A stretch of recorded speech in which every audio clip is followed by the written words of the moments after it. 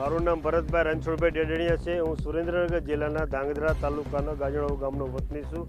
આજથી 7 વર્ષથી પહેલાં હું પરંપરાગત ખેતી કરતો હતો। અનિયમિત વરસાદ અને ઉત્પાદન સારું ન મળતા એક વખત મોદી સાહેબનો વિડીયો જોયેલો કે ખેતીની સાથે સાથે જે કોઈ સંકળાયેલો બિઝનેસ હોય તો મધુમક્ખી પાલન મોદી સાહેબનું સૂચન હતું। તો આજથી 7 વર્ષ પહેલાં મેં મધુમક્ખી પાલન શરૂ કર્યું હતું। ખાદી ગ્રામ ઉદ્યોગ અમદાવાદમાં ટ્રેનિંગ લઈ 50 પેટીથી ચાલુ કર્યું હતું। હાલ અત્યારે મારી પાસે 600 પેટી છે। અમે આજે મારા ફાર્મ પર પેટીઓ મૂકી છે તે આજુબાજુ ખેડૂતોએ તલ વાયેલા છે, તો તલનું મધ મળે છે। અને વરિયાળીનું મધ જોતું હોય તો અમે અહીંથી 20 કિલોમીટર આગળ ખોડું સાઈડ લઈ જઈએ છીએ, અહીંયા વરિયાળીનું સારું વાવેતર થાય। પછી અજમાનું મધ જોતું હોય તો અમે જામનગર ડિસ્ટ્રિક્ટમાં જામદુધી આમરોડ આસપાસ લઈ જઈએ છીએ, તો અજમાનું મધ મળે છે।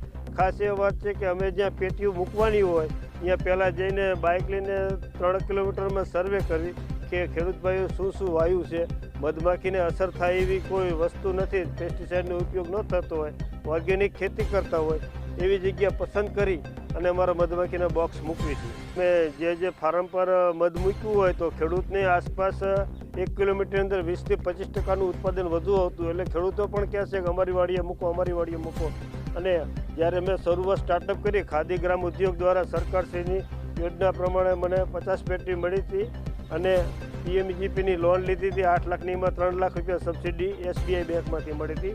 પછી અમારા બાગાયત અધિકારીને ખબર પડી કે આપણા જિલ્લામાં આવું કોઈ કામ કરે છે, તો મારા ફાર્મ પર આવી અને બાગાયત તરફથી પણ 50 પેટીની સબસિડી 50% લેખે મળી હતી અને આમાં હવે સારું એવું ઉત્પાદન મેળવી છીએ।